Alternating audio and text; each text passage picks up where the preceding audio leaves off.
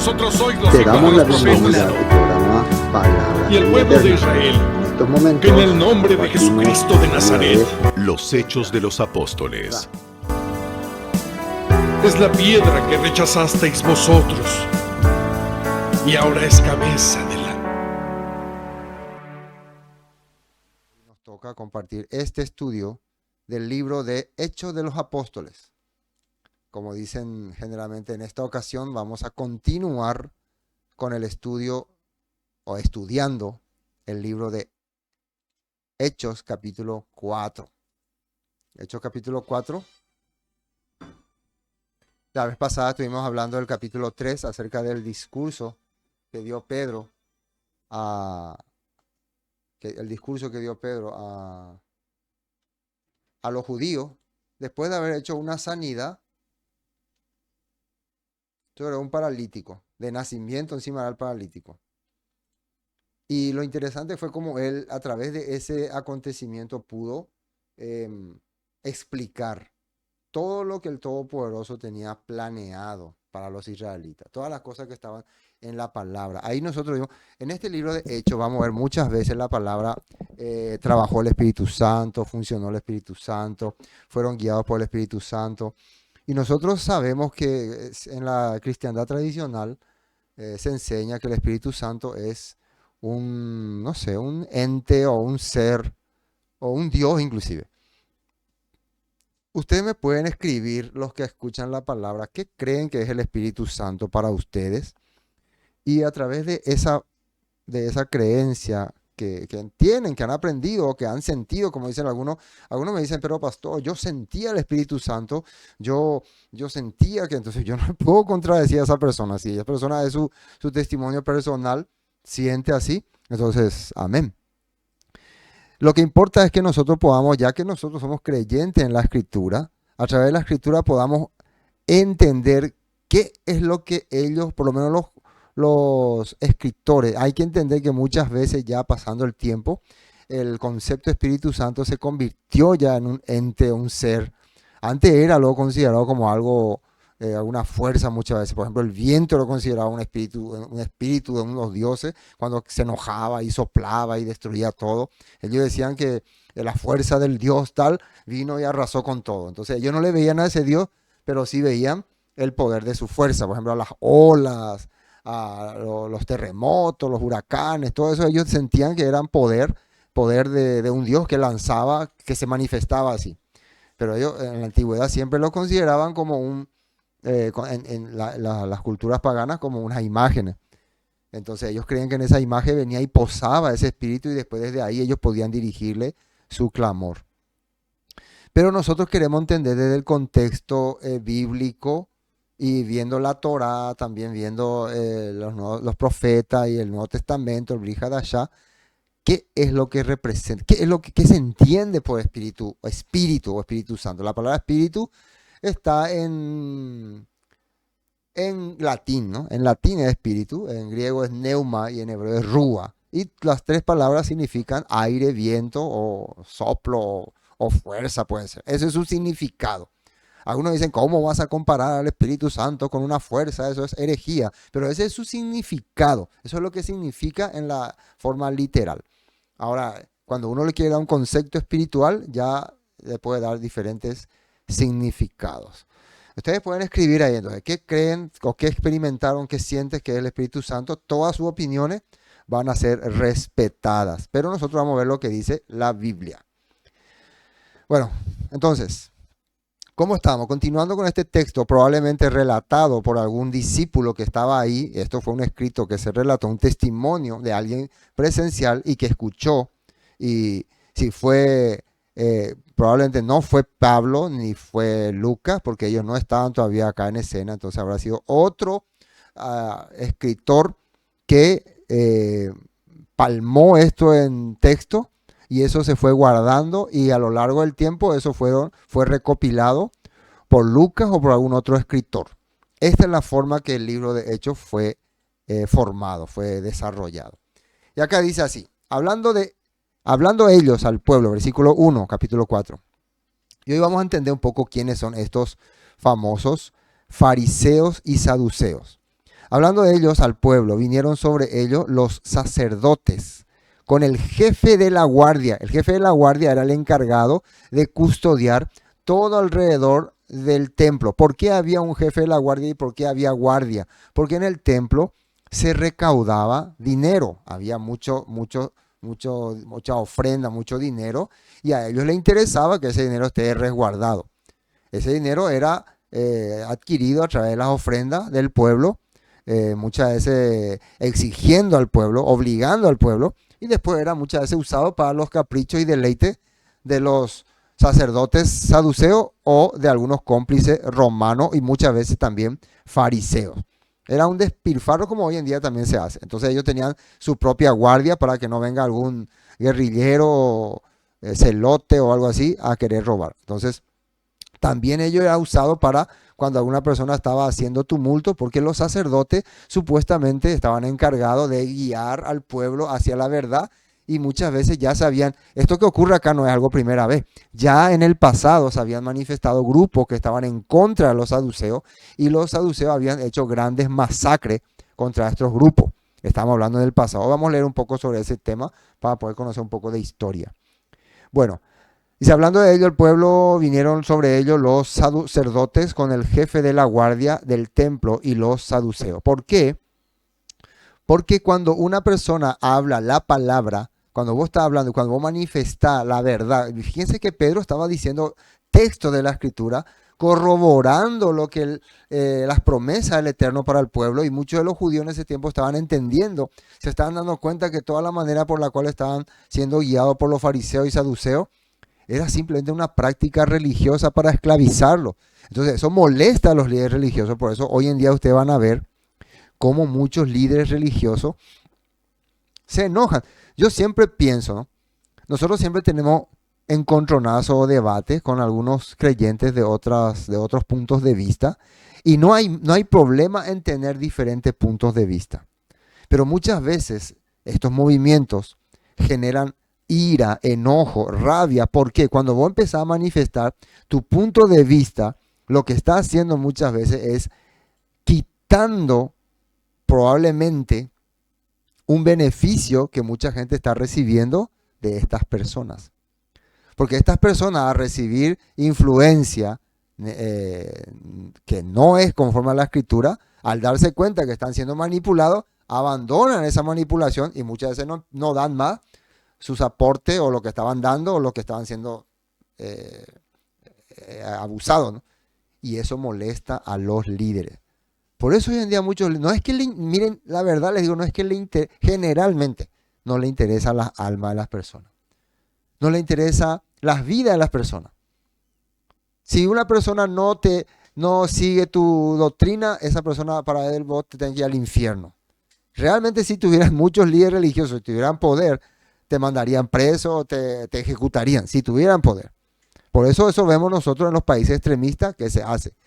Ir en contra del sistema, de los poderosos, es muchas veces ser perseguido. Y eso es lo que pasa acá.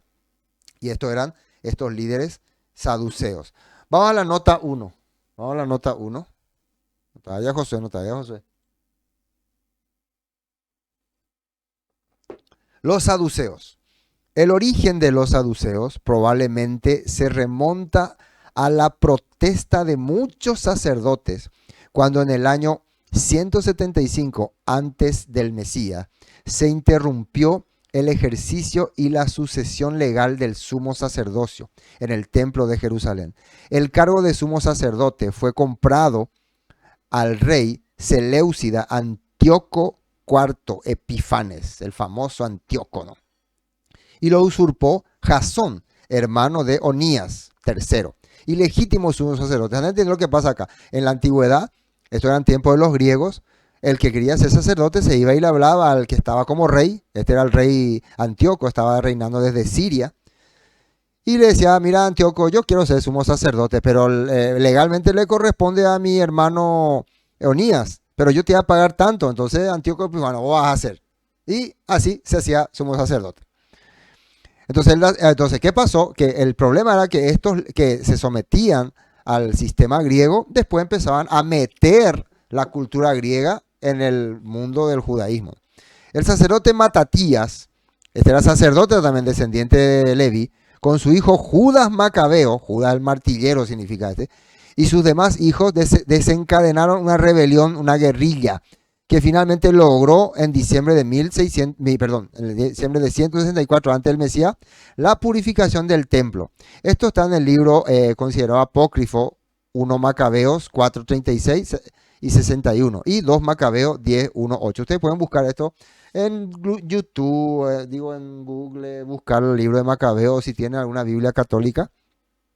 Ahí aparece este libro de Macabeos, donde aparece toda la historia de lo que ocurrió en el tiempo de Antíoco y de los Macabeos y todas estas cosas. Eso es importante saber para poder entender de dónde aparecen estos saduceos. Después de la lucha contra Demetrio I Sóter, rey sirio griego, era el rey de ese tiempo, quien intentó imponer como sumo sacerdote a Alcimo, y tras la muerte en combate de Judas Macabeo, su hermano Jonatán fue designado etnarca, que significa etnarca, cabeza de la agrupación, en 149. Durante mucho tiempo seguían las guerras, ya Judas Macabeo murió, entonces dice que le nombran al jefe de... Y esto nos hace entender que no es que los descendientes de Macabeo lograron independizarse de los griegos. Simplemente lograron que los griegos ya no les moleste en su manera de ejecutar sus creencias. Eso fue lo que realmente ocurrió. Siempre estuvieron sujetos a los griegos. Siempre estuvieron sujetos a los griegos. Así que no es eso de que la libertad y fueron liberados. No fue tanto así. Bueno, entonces fíjense nada más lo que dice. Asesinaron a Jonatán, su hermano. Entonces le mataron a este Jonatán que estaba como sumo sacerdote. Entonces su hermano Simón el justo, acá aparece el nombre el justo, que en hebreo sería Hasadik, de ahí sale el nombre de saduceo. Asumió el cargo de etnarca y además fue confirmado en 142 antes del Mesías como sumo sacerdote por el nuevo rey Demetrio II. Fíjense acá, ya los descendientes ya de Macabeo, que eran los asmoneos, ¿no? Se le llamaba familia asmonea, Macabeo simplemente ¿cómo se diría? Un apodo. Ya ellos estaban ocupando ya el poder en el templo, pero todavía los griegos seguían gobernándolo. Y acá ya estamos como rey, tenemos al rey Demetrio II. Todos estos nombres, les digo una cosa, si ustedes quieren saber todo esto, ¿será que es cierto? Ustedes pueden buscar en Google, averiguar, investigar más, ¿no? Yo solamente les brindo un poquito la información porque nuestro tema es Hechos capítulo 4. Pero para poder entender un poco. Demetrio II en el 141 dice. Entonces ese era el rey que le autorizó a este Hasadik, que se le llamaba así Simón el Justo, a ser sumo sacerdote. En el 141 antes del Mesías se convirtió en gobernante independiente y desde ahí se afianzó la preeminencia en el templo de un grupo de sacerdotes que luego serían conocidos como partido saduceo. El anterior sumo sacerdote Onía III y un grupo de seguidores no habían reconocido las nuevas jerarquías y establecieron otro templo en Leópolis, Egipto. Entonces ahí empiezan las divisiones. Probablemente desde ahí empezaron este otro grupo que después se formarían como los apartados, o la palabra apartados serían los fariseos. Entonces no aceptaban, ya ellos ocupaban el poder en el templo, financiado, o sea, se dice apoyado por los griegos. Los saduceos eran los miembros de la clase alta de la sociedad. Atiendan muy bien este punto, se convirtieron en personas importantes, de ser guerrilleros contra el imperio griego, después se convirtieron en grandes aliados y en personas importantes de la sociedad de esa época. Por lo tanto, los conquistadores buscaron su apoyo para poder someter al pueblo.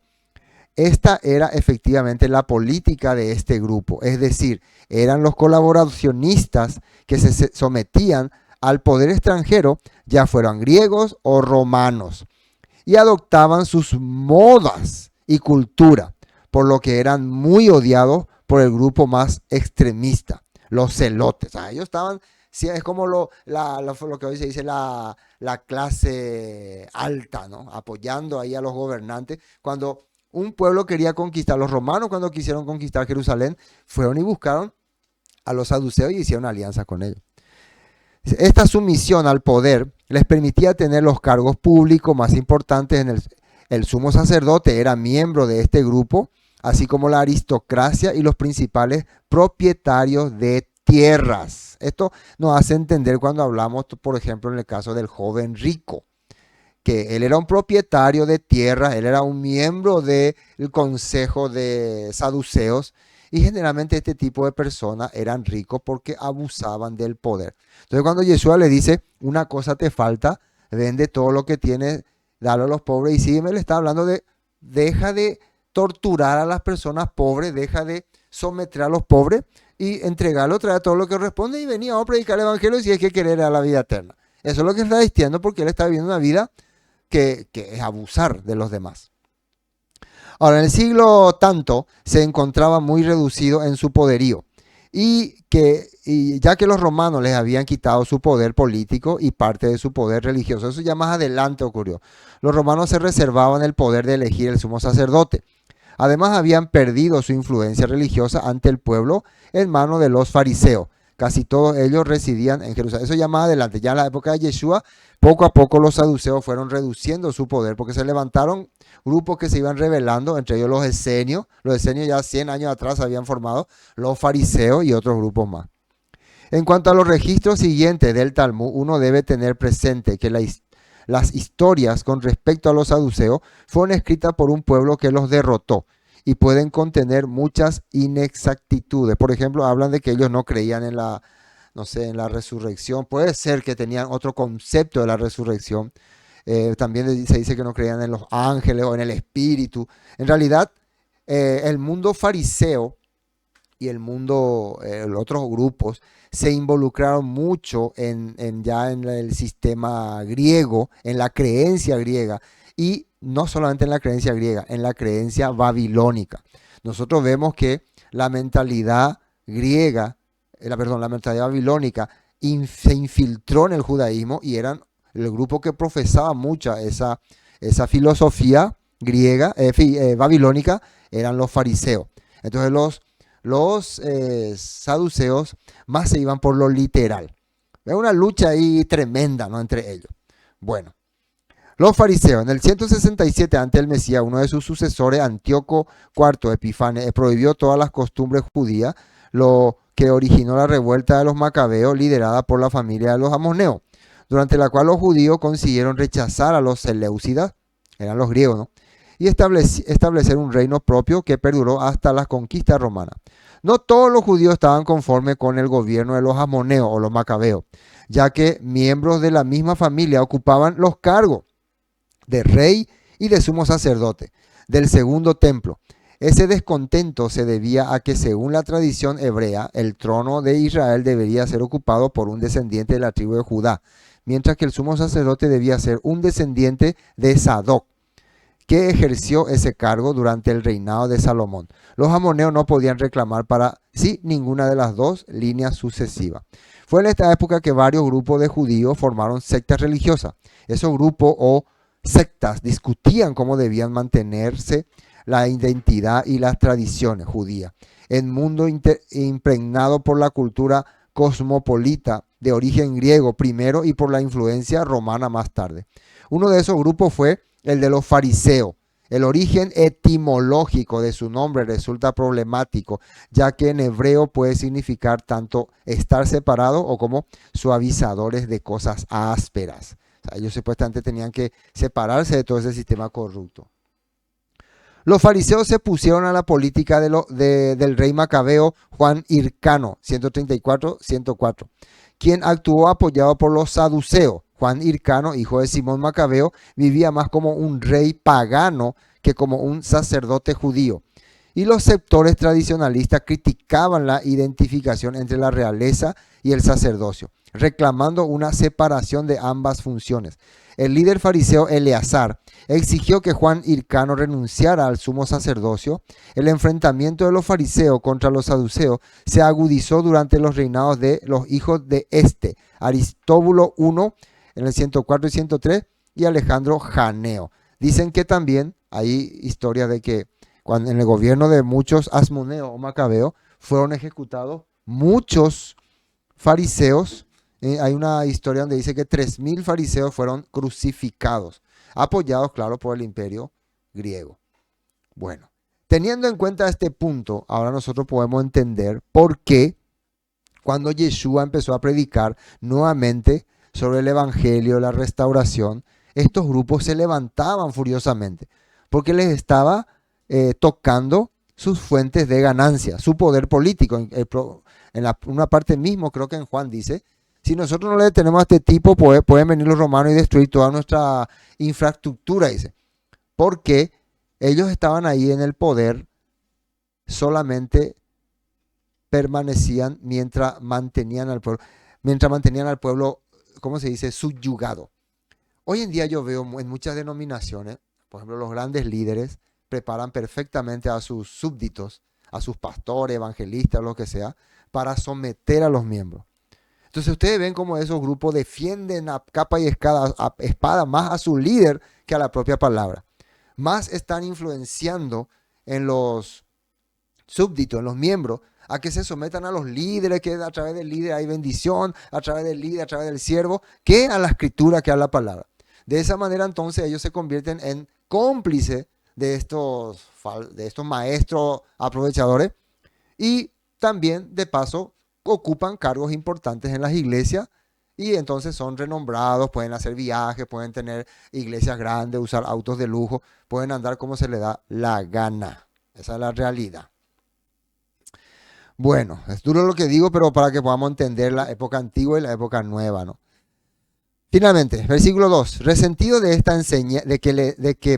resentidos de que enseñasen al pueblo. Atiendan bien. ¿Qué es lo que no le gusta a los líderes religiosos? Que se enseña al pueblo. Y anunciasen en Yeshua la resurrección de entre los muertos, la esperanza de un reino restaurado. Y les echaron mano y los pusieron en la cárcel hasta el día siguiente, porque era ya tarde. Entonces le metieron preso.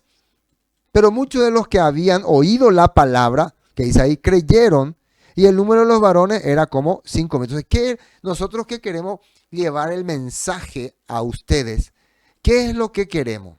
Nosotros no queremos que sean parte de un sistema religioso. Nosotros no queremos que sean parte de un sistema que los esclavice, que les diga así tienen que vivir, así tienen que comer. Nosotros queremos que ustedes crean en la palabra. Esa palabra, de acuerdo a nuestra fe y a la escritura, tiene poder, dice, para cambiar si hay algo que no está bien en su vida. Si realmente nosotros creemos que somos servidores del Todopoderoso y creemos que el Todopoderoso es el que controla nuestra vida y creemos que esta palabra que compartimos es del Eterno, esta palabra va a cambiar su vida. Y si no cambia, bueno, ¿qué vamos a hacer? ¿Qué vamos a hacer? Pero vamos a orar para que cambie. Entonces acá, a pesar de que ellos fueron encarcelados, fueron tomados en poco, la palabra empezó a funcionar y dice que se creyeron y el número de los varones era como 5,000.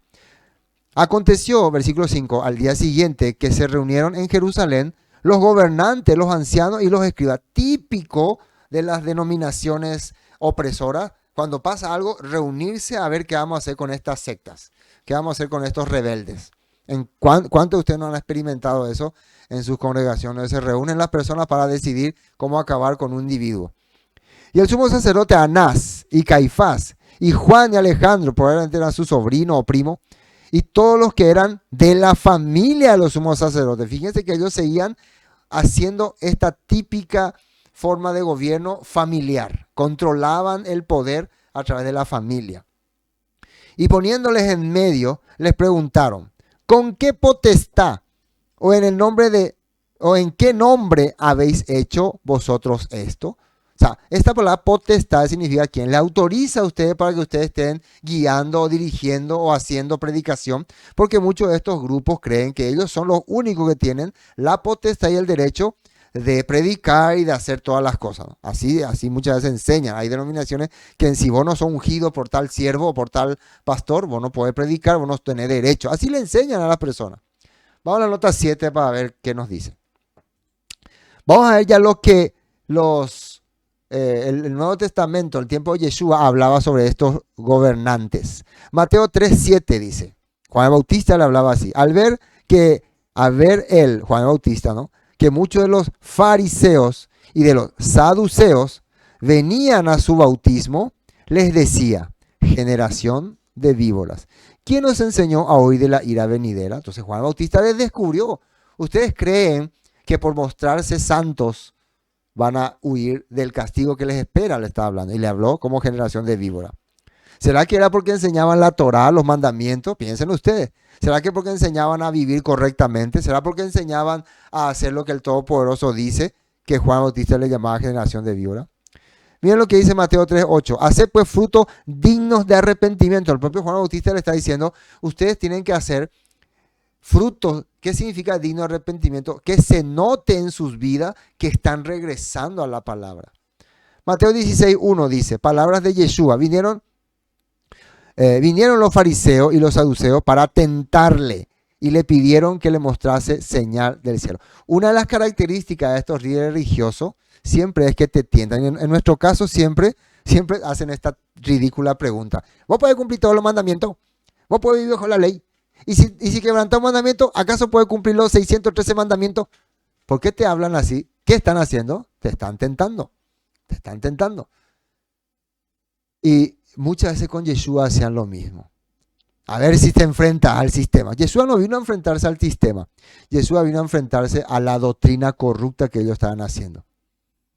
Mateo 16:6. Yeshua les dijo, mirad, guardaos de la levadura de los fariseos y los saduceos. Y en muchas partes de la Biblia nos enseña que la levadura significa hipocresía, falsedad, mentira, engaños.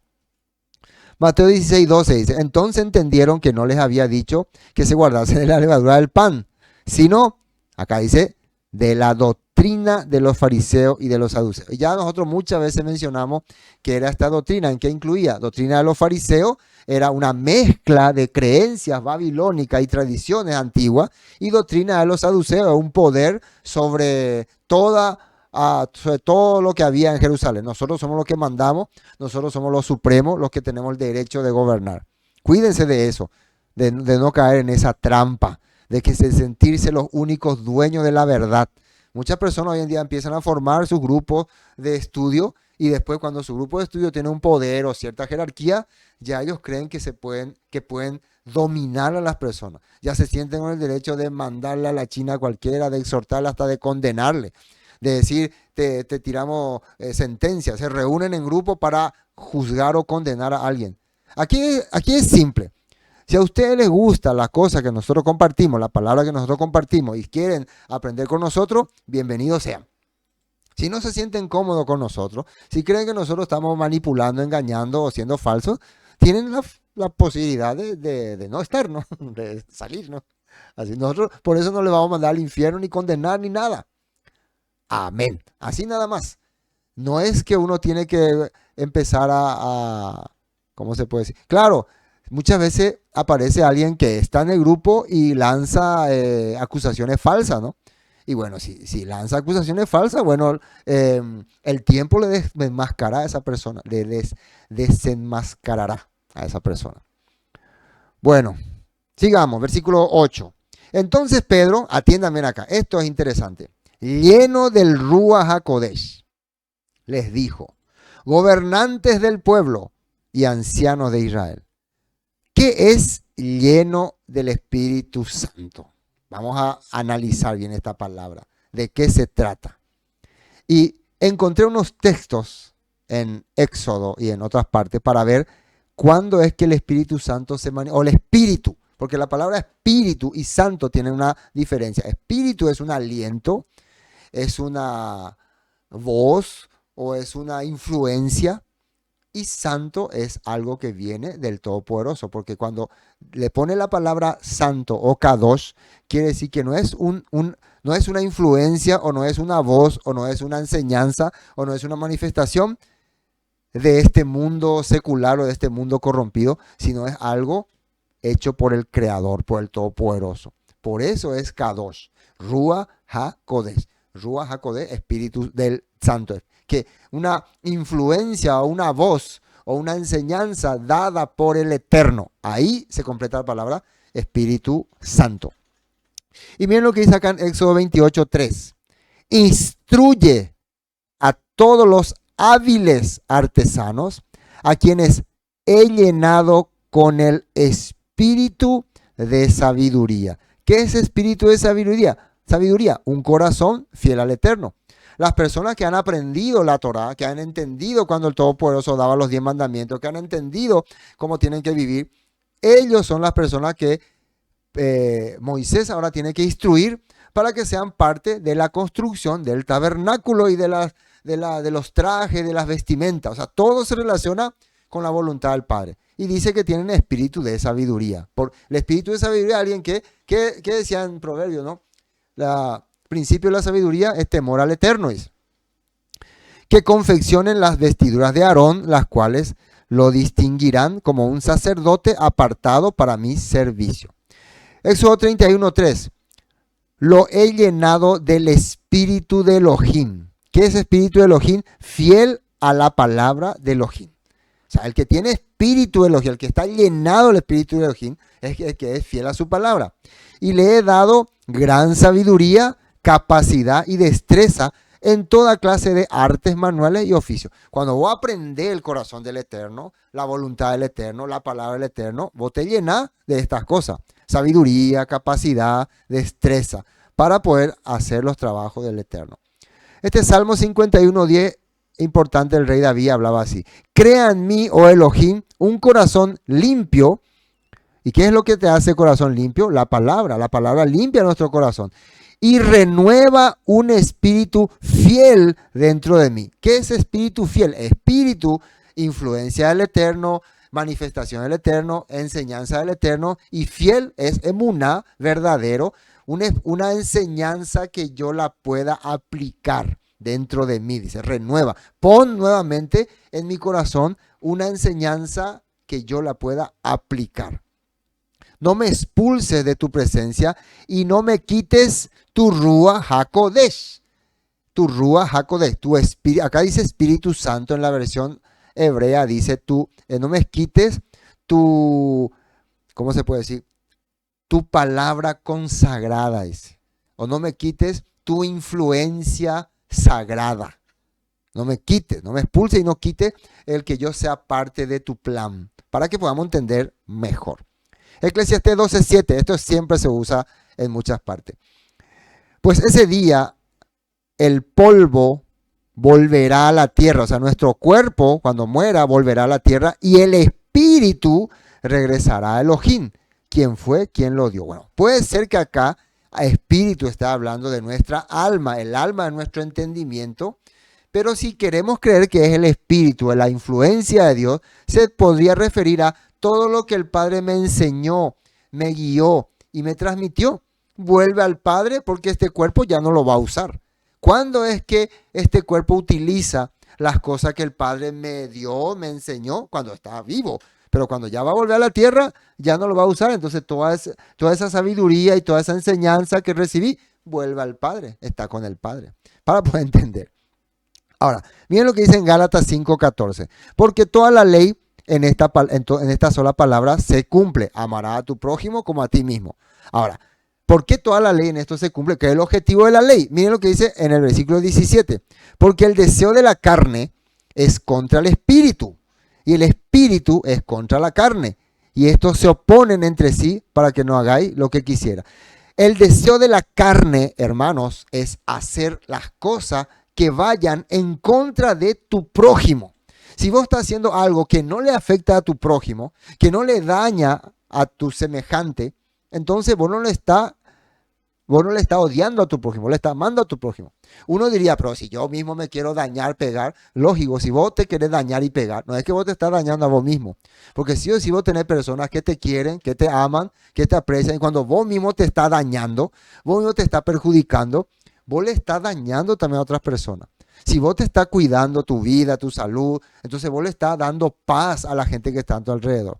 Esto para muchos jóvenes que no entienden muchas veces, déjame vivir mi vida, no te incumbe. No, claro que sí incumbe.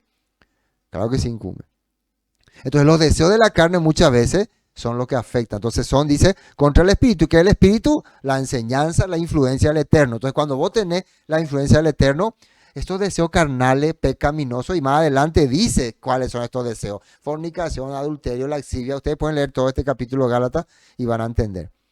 El espíritu es contra la carne y estos se oponen entre sí para que no hagáis lo que quisierais. Pero si sois guiados por el espíritu, que dice, no estáis bajo la ley. Esa palabra bajo la ley significa sentenciado, bajo sentencia. Bueno, este interesante, les recomiendo leer, estudiar Gálatas capítulo 5 y ahí está detalladamente este capítulo, es muy importante.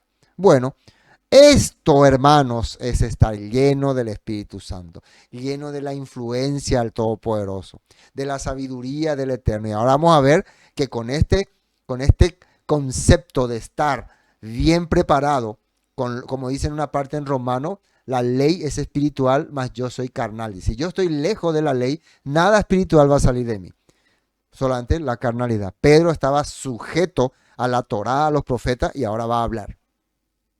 Dice el versículo 9, puesto que hoy se nos interroga acerca del beneficio hecho a un hombre enfermo, de qué manera éste haya sido sanado, sea notorio a todos vosotros y a todo el pueblo de Israel, que en el nombre de Yeshua HaMashiach de Nazaret, a quien vosotros crucificasteis y a quien Elohim resucitó de los muertos, aunque ellos no creen en la resurrección, imagínense decirle eso en su cara a ellos. Por él, este hombre está en vuestra presencia sano. Y esa es una prueba. Nosotros estamos hablando de algo que ocurrió y prueba de ello es este hombre que sabían que era paralítico de nacimiento, ahora camina. Este Yeshua es la piedra reprobada. Miren, acá se ve el poder del Espíritu en Pedro. Este Yeshua es la piedra reprobada por vosotros los edificadores, la cual ha venido a ser cabeza del ángulo. Y esto, si vos no estás en el Espíritu, no entendés de qué se habla, ¿no?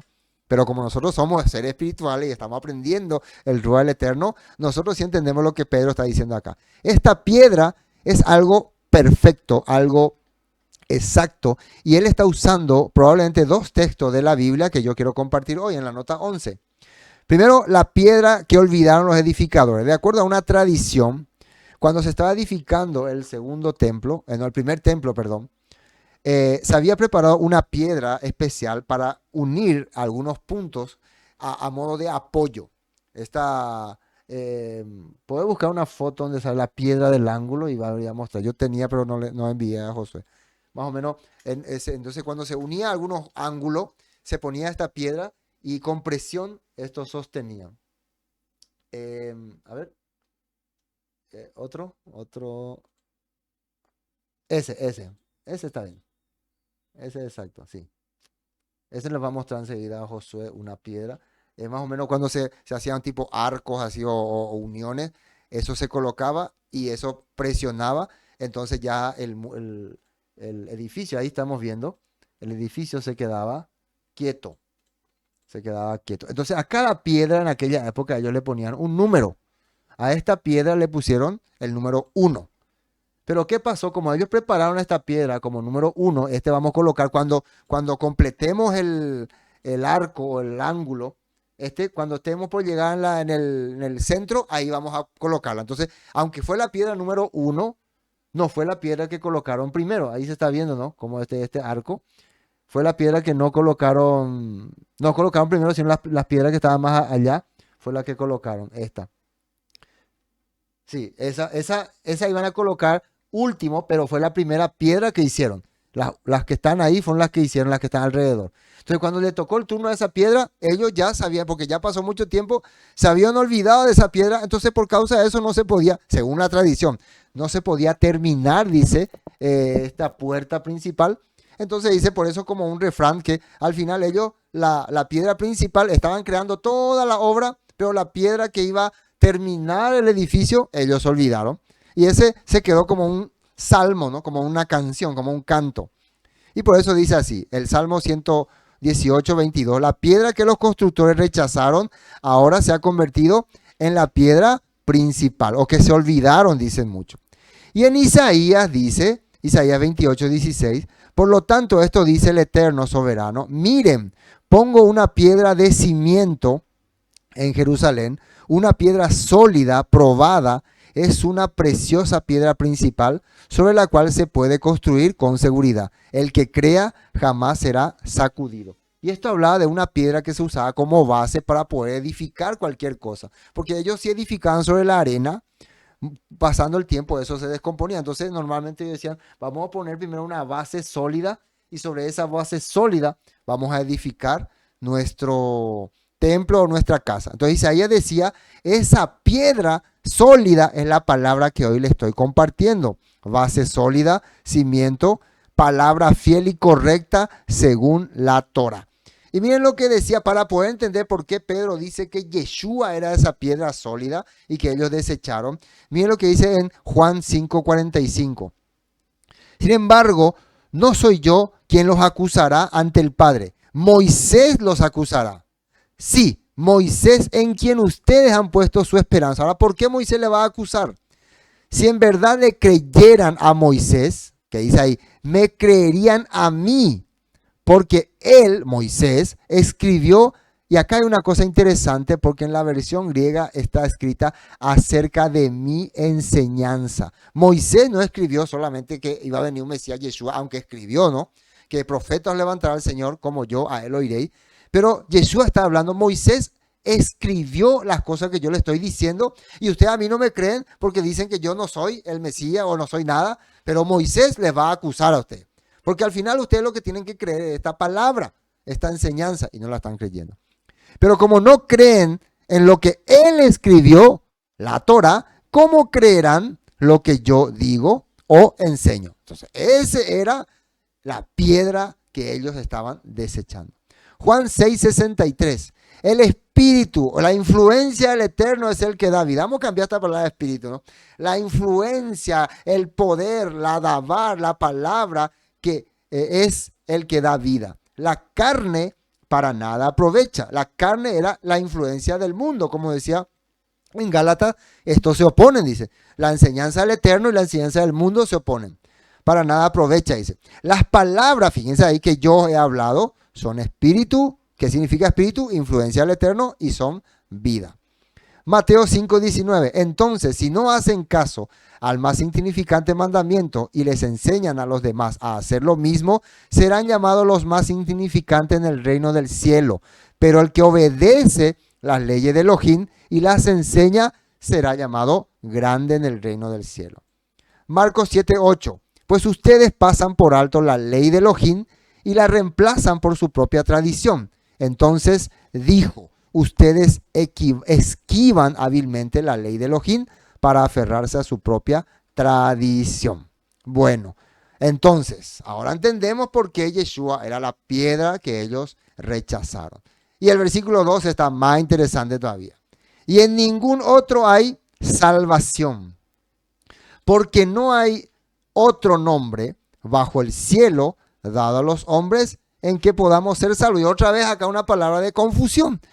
La gente dice en el nombre de Jesús, en el nombre de Jesús, en el nombre de Jesús, sin entender lo que Pedro, al contexto judío que está ahí, estaba entre saduceo y fariseo, le estaba hablando. Vamos a ver la nota 12. Nombre. ¿Qué es nombre? Cuando él usa la palabra nombre, se refiere a esta palabra en hebreo que es Shem. La palabra Shem significa, se conoce como reputación o dignidad o característica. En ninguna persona que no tenga la reputación que tuvo Yeshua va a poder haber salvación. En el griego se dice onoma en el griego, ¿no? Que quiere decir autoridad, carácter.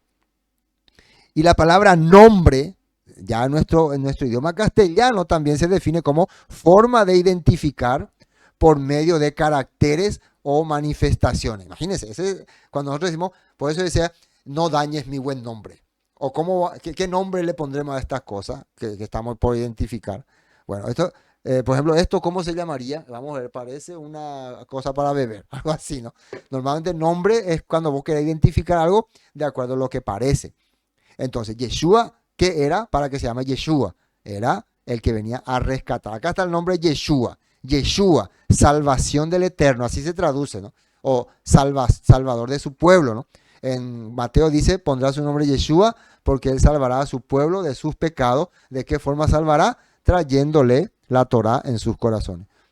Rescate, salvación del Eterno, rescate del sistema, libertad del mundo de la oscuridad. Eso también significaba Yeshua o luz. Y acá tenemos en Juan 8:12. Yeshua habló una vez más al pueblo y dijo, yo soy la luz del mundo. Si ustedes me siguen, no tendrán que andar en la oscuridad, porque tendrán la luz que lleva a la vida. Si me siguen, dice. O sea, Yeshua es la luz. ¿Qué significa luz? Lámpara a mis pies tu palabra y lumbrera mi camino, dice en el Salmo. Juan 15:3. Ustedes ya han sido podados o purificados por el mensaje que les di. En Reina Valera dice, por la palabra que os he hablado, dice. Eso hace que vos puedas ser limpio y restaurado. Juan 15:7. Si ustedes permanecen en mí y mis palabras permanecen en ustedes, pueden pedir lo que quieran y les será concedido. Cuando producen mucho fruto, demuestra que son mis verdaderos discípulos. Eso les da mucha gloria a mi Padre. Romanos 6:17. Atienda lo que dice el apóstol Pablo. Antes ustedes eran esclavos del pecado, pero gracias a Elohim ahora obedecen de todo corazón la enseñanza que les hemos dado. Ahora son libres de la esclavitud del pecado y se han hecho esclavos de la vida recta. Esclavos de la vida recta, dice. Antes eran esclavos de hacer lo incorrecto. Ahora que siguen el nombre de Yeshua, hacen las cosas rectas. ¿Y por qué era importante eso? Porque miren lo que dice en Romanos 6:23. Pues la paga que deja el pecado es la muerte. Pero el regalo, atiendan bien, que Dios, que Elohim da, es la vida eterna por medio de el ungido Salvador nuestro Señor. Por medio de Yeshua, que nos vino a traer nuevamente el camino a la luz, a la libertad y a la esperanza. Por eso es que en su nombre hay salvación. Porque su nombre representa rescate. ¿Y cómo nos rescata? Por la palabra que ha hablado. No simplemente por su nombre. O sea, como Yeshua. No, por ejemplo, no por eso. No. Sino por lo que significa el accionar de su nombre. Espero que me puedan captar. Tu fe, fidelidad a Elohim te ha salvado. Muchas veces Yeshua usó esta palabra. Nos dijo, mi nombre te ha salvado. Tu fe te ha salvado. Tu fe te ha salvado. Eso es muy importante que puedan entender.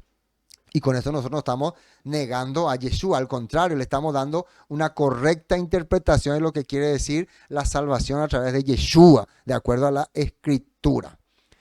Bueno, entonces, ya escucharon ellos la palabra poderosa de Pedro, lleno del Espíritu Santo, viendo el denuedo de Pedro y de Juan, y sabiendo que eran hombres sin letra, y del vulgo se maravillaban y les reconocían que había estado con Yeshua. Esto es muy importante. Ellos no eran personas capacitadas, pero entendían, estuvieron con un buen maestro, alguien que les enseñó bien, que les hizo comprender esto. Oh, estos tipos realmente estudiaron con un buen maestro. Entonces hoy en día, ¿por qué muchas personas no quieren aprender la palabra, no quieren escudriñar, no quieren investigar y solamente, el poder del Espíritu, nada más? Eso no es denuedo. Eso es charlatanería, habladuría. El poder, hermano, te cambiará, la luz del Espíritu Santo, la gloria en el nombre Eso es fácil de imitar. Para mí es fácil, ¿no? Tenés que ser un buen actor nomás. Pero otra cosa es tener la sabiduría que el Todopoderoso te da cuando abrí tu corazón para recibir esa sabiduría. Y viendo al hombre que había sido sanado, que estaba en pie con ellos, no podían decir nada en contra. Entonces les ordenaron que saliesen del concilio y le conferenciaban entre sí, diciendo, ¿qué haremos con estos hombres? Porque de cierto, señal manifiesta ha sido hecha por ellos, notoria a todos los que moran en Jerusalén, y no lo podemos negar.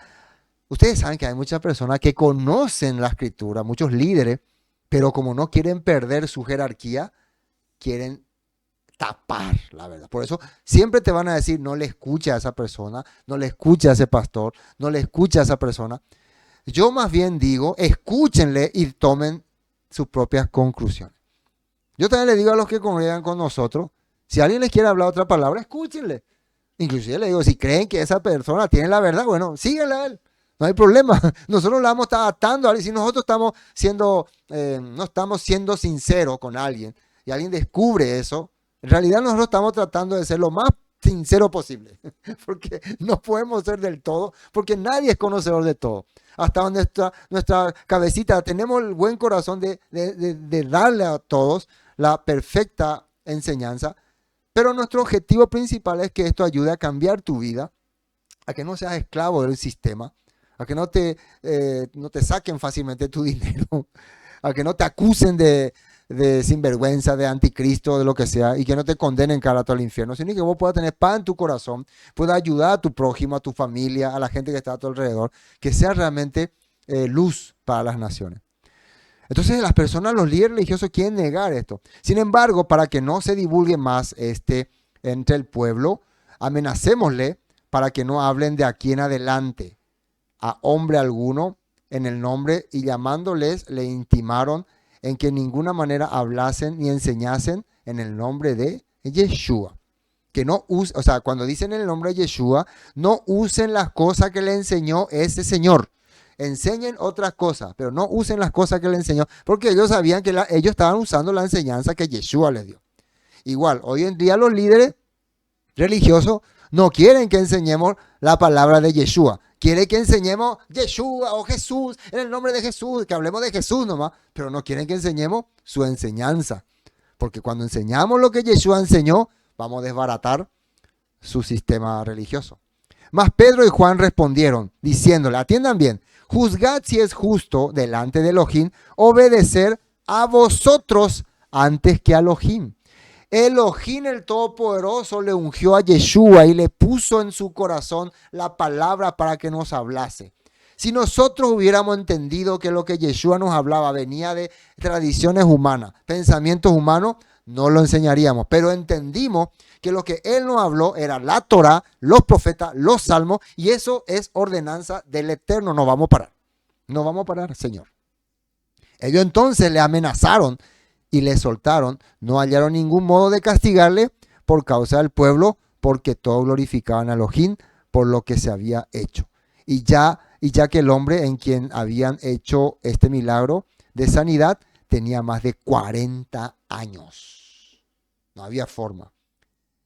Los que confirman lo que nosotros estamos predicando y hablando y diciendo la verdad es dos cosas. Nuestra vida, la gente que me conoce, que conoce a mi familia, que conoce a los hermanos, y ustedes que aprenden y reciben esta palabra. Si nosotros tuviéramos una vida oculta, una vida, ¿cómo se dice? ¿Cómo puedo decir? Falsa.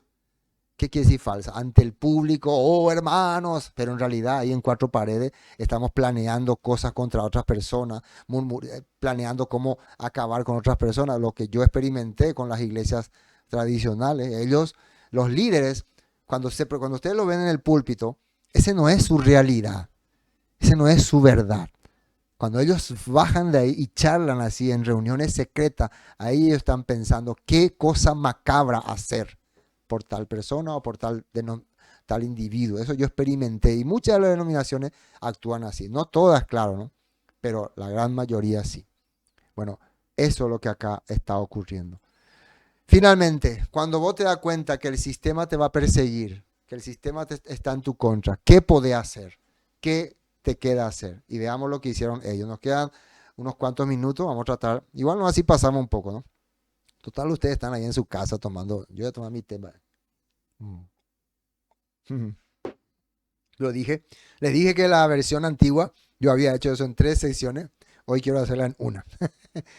Dice, los creyentes piden confianza, pues ya que estábamos en problemas, ¿qué podemos hacer nosotros? Dice, y puestos en libertad vinieron a lo suyo y contaron todo lo que los principales sacerdotes y los ancianos le habían dicho, y ellos habiendo oído, alzaron unánimes la voz a Elohim y dijeron, o sea, cuando escuchaban todo lo que esta persona le amenazaron, ¿qué vamos a hacer? Vamos a clamar al Todopoderoso.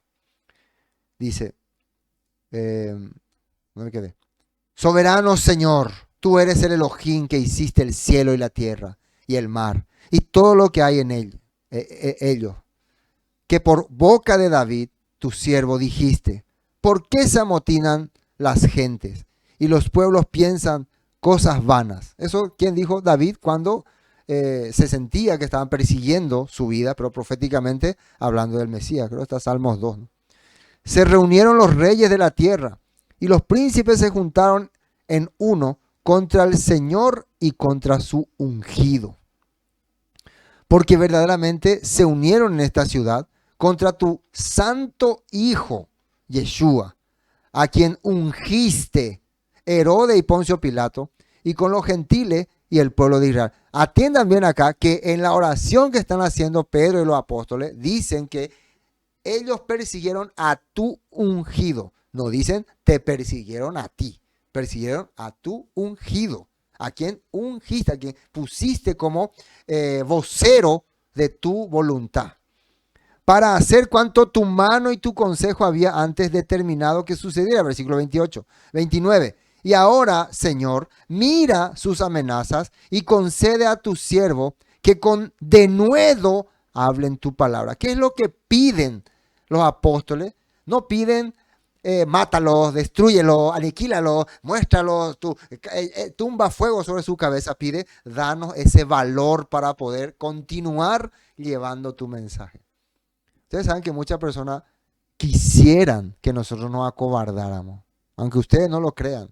Hay muchos hermanos entre comillas, que esperarían que nosotros nos acobardáramos, estarían felices de que nosotros quisiéramos dejar todo. Porque en sus mentes está un pensamiento que no van a soportar, no van a aguantar, van a caer. Pero ¿qué es lo que nosotros hacemos? Oramos al Padre para que nos dé más fuerza, para que nos dé otra vez todavía este valor, a pesar de que pasamos mucha dificultad, perdimos nuestro local, tal vez mucho perdimos influencia, tal vez no tenemos mucho poder por ningún lado. Entonces muchos se sienten felices. Ahí ve, fracasó. Cuando nosotros vemos la vida del apóstol Pablo, él empezó predicando por toda la sinagoga. Le seguían muchas personas. Después empezó a ser perseguido. Muchos le abandonaron. Se fueron a otras denominaciones. No, el pastor no tiene el liderazgo, no tiene poder. En la congregación no hay grupo de jóvenes, no hay actividad, no hay campamento, no hay festividad, no hay baile, no hay... Entonces, ¿qué es lo que nos queda? Si estamos siendo perseguidos por todos lados y nos meten hasta presos, ¿qué hacía el apóstol Pablo? Ahí en la cárcel, aunque apenas estaba viendo, escribía y seguía mandando mensajes. No perdió ese deseo de seguir transmitiendo la verdad. Y eso nosotros también le pedimos al Padre, como ellos estaban haciendo aquí. Dice, versículo 31.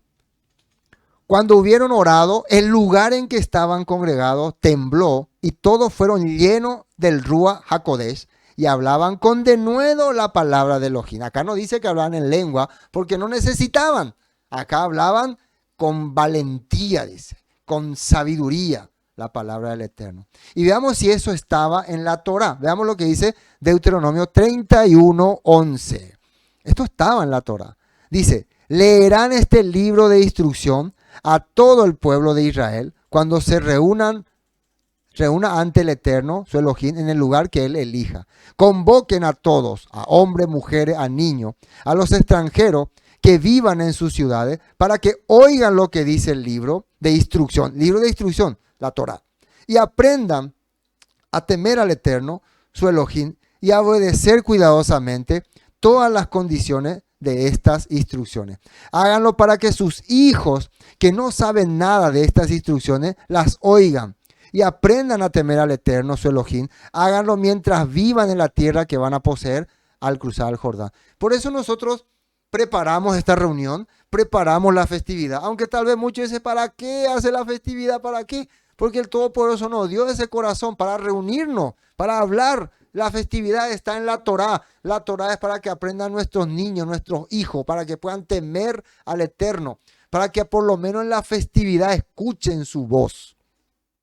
Salmo 133, miren lo que dice ahí. Mira cuán bueno y cuán delicioso es habitar, congregarse, participar los hermanos juntos en armonía. Es como el buen óleo sobre la cabeza, el cual desciende sobre la barba de Aarón, y baja hasta el borde de sus vestiduras, como el rocío de Hermón que desciende sobre los montes de Sión, porque allí envía Yahweh bendición y vida eterna. Donde hay comunión, donde hay armonía, está el rocío de Hermón y la barba, el aceite que desciende. El aceite significa unción, congregarse para recibir unción. ¿Qué significa unción? Poder del Todopoderoso. Y ahí que hay bendición y vida eterna, en la comunión, hermano, en la reunión. Tal vez no nos podemos reunir ahora, pero vamos a reunirnos este 16, 16 de septiembre, 30 de septiembre, y tenemos reuniones en J. Saldívar, en Laurelté, en Itagua, y estamos teniendo preparado reunirnos una vez al mes.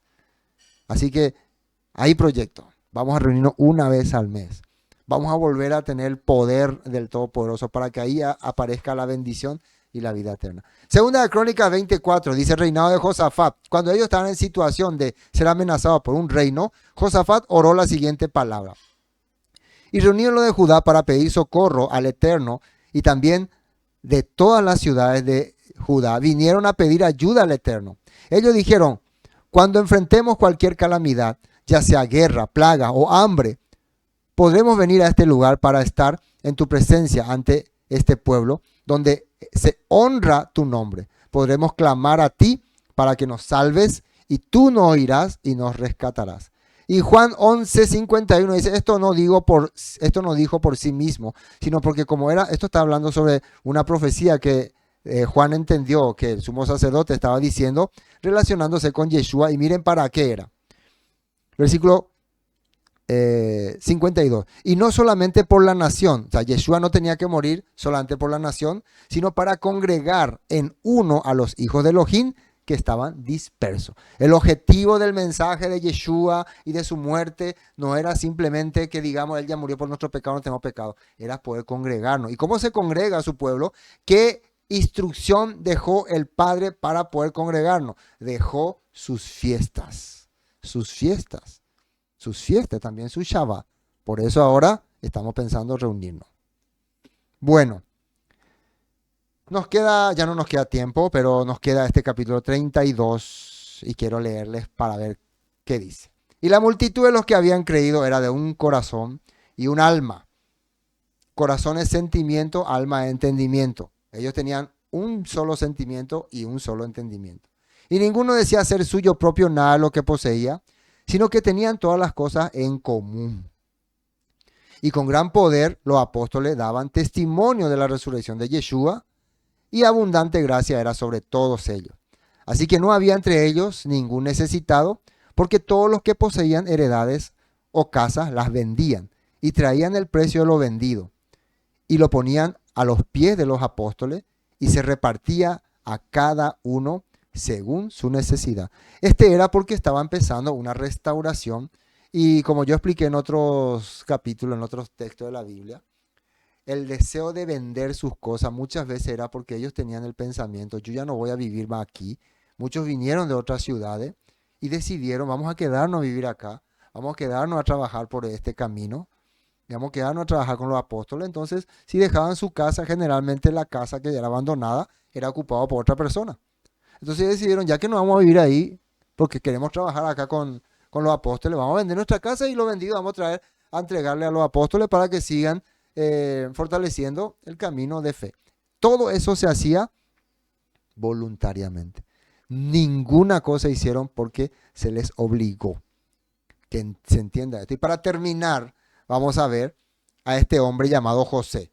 Entonces José, a quien los apóstoles, miren, él no se llamaba Bernabé, los apóstoles le pusieron por sobrenombre Bernabé, que traducido es hijo de consolación, natural de Chipre y levita. Él se identificaba como levita, pero como en aquella época todo estaba corrompido, el templo estaba corrompido. Juan el Bautista, ¿por qué no hacía? Juan era descendiente de Aarón, era también levita. ¿Por qué no estaba haciendo su servicio sacerdotal o ahí en el templo? Porque eso ya estaba corrompido, eso ya no era más templo. ¿Qué dijo Jesús o Yeshua sobre el templo? Cueva de ladrones, dijo. Igual este levita, ¿cómo va a estar trabajando como levita si todos están ahí corrompidos? Ahí más o menos eran todos asalariados o funcionarios hechos por hombre. Entonces este levita, cuando empieza la palabra a funcionar, cuando empieza la restauración a funcionar, él entra en su corazón un espíritu. Yo quiero hacer el servicio que hacían mis antepasados. Quiero servir aquí como levita. No es que los demás no podían servir por no ser levita. Él tiene un espíritu de levita, ¿entiendes? Aunque él es levita, pero espíritu de levita que no es que, hola, soy el espíritu de levita. No, es que vos tenés la influencia que tenían los levitas, la enseñanza que recibieron los levitas, el cargo que recibieron los levitas, y vos cumplí esa función. Hoy en día muchos dicen, no podés más dar los diezmos ni la ofrenda porque no son ningún levita. Claro, en forma de levita y para que haga trabajo de levita, que era en el templo, no podés hacer más. Pero acá este levita, ¿en forma de qué va a trabajar? En forma de servicio, de restauración, en forma de trabajar por la Torá, por los que están descarriados y desde donde les toque, desde donde sea, no más del templo, pero tiene espíritu de levita. Y dice, como tenía una heredad, dice, la vendió y trajo el precio y lo puso a los pies de los apóstoles. ¿Dónde tenía su heredad? ¿De dónde dice que era él? De Chipre. Entonces, si él quería estar con los apóstoles, quería trabajar con los apóstoles, ¿cómo se va a ir a Chipre? Entonces él decía, yo quiero trabajar. Él tuvo esa decisión. Entonces decidió vender esa casa. No voy a más vivir ahí. Si no iba a vivir más ahí, iba a ser habitado por otra persona. Y la entregó a los apóstoles. Vamos a ver unas notas y después terminamos. Deuteronomio 18:5. Porque le ha escogido Yahweh, tu Elohim, de entre todas las tribus, para que esté para administrar en el nombre de Yahweh, él y sus hijos para siempre. Estaba hablando de los levitas y los sacerdotes. Jeremías 33:22. Como no puede ser contado el ejército del cielo, ni la arena del mar se puede medir, así multiplicaré la descendencia de David, mi siervo, y los levitas que me sirven. David era ungido del Eterno, conforme al corazón del Todopoderoso, y los levitas eran los que decidían servir. Esto está hablando Jeremías en tiempo de la deportación a Babilonia, no estaba ni David, y todavía los levitas estaban todos desordenados. Está hablando de los que tienen ese espíritu. El espíritu de David y el espíritu de los levitas. ¿Qué significa espíritu otra vez? Uno diría un espíritu porque es la influencia. Aprendan qué hizo David, aprendan cómo vivió David, vean los pasos de David y tengan ese corazón. Vean lo que hicieron los levitas, para qué estaban los levitas, para unir el corazón del pueblo ante el Eterno, y ese espíritu pueden heredar. Ezequiel 44:15, esto habla para un tiempo de restauración. Sin embargo, los sacerdotes levitas de la familia de Sadok continuaron sirviendo fielmente en el templo cuando los israelitas me abandonaron para rendir culto a ídolos. Estos hombres servirán como ministros míos, estarán en mi presencia y ofrecerán la grasa y la sangre de los sacrificios, dice el soberano. Cuando todo sea restaurado, esto está hablando de Ezequiel, hay dos probabilidades. Uno es que sea del templo futuro, donde ya esté en la restauración, después de tiempo futuro, ¿no? O otro que estaría hablando para el tiempo de Zorobabel, que Dios iba a tener en cuenta a aquellos que no, porque en el tiempo de Jeremías, muchos sacerdotes se corrompieron, adoraron ídolos ahí en el templo, pero otros no, otros fueron fieles, siguieron con la palabra y esos van a ser honrados. Entonces, esto para que podamos entender este punto. Hermanos, realmente nosotros leyendo Hechos podemos aprender muchísimas cosas, muchísimo de la palabra del Eterno y del Todopoderoso. Para mí que este caso fíjense, muy cortito habló de este punto de Bernabé, pero después nos quiere enseñar algo acerca de cómo arranca la corrupción. Y esto es muy importante sobre Ananías y Zafira. Y se ha manipulado mucho esta palabra en las iglesias. Si no das todo, te va a pasar lo que le pasó a Ananías y Zafira. Cuidado, cuidado. Y algunos ya tienen miedo, ¿no? Tienen terror. Tu dinero es tu dinero, tu deseo es tu deseo. Y vamos a ver por qué esto se puso por escrito y cuál es el mensaje aquí. Desde mi perspectiva, el mensaje del capítulo 4 es esa confianza que la situación produjo en los discípulos. Porque si estábamos en una buena, van a ver ustedes que cuando la situación se calme, ellos van a empezar a corromperse. Pero cuando la situación estaba difícil, ellos oraban, servían, se apoyaban. Ese es el mensaje. Y acá debe ser que hay también un mensaje, pero no les quiero spoilear porque quiero que ustedes miren, son 42 versículos. Vamos a tratar también de explicarlo en un solo capítulo, porque hay varios temas, ¿no? Varios temas. Hoy hasta aquí vamos a compartir. Shalom. Esta es la decisión del concilio. Que no habléis en el nombre de En estos Jesús, momentos compartimos ni enseñéis en el nombre de Jesús. Si violáis esta orden, seréis castigados, de acuerdo con la ley. Juzgad si es justo delante de Dios obedecer a vosotros más que a Dios. Porque no podemos dejar de decir lo que hemos visto y oído. Estáis advertidos.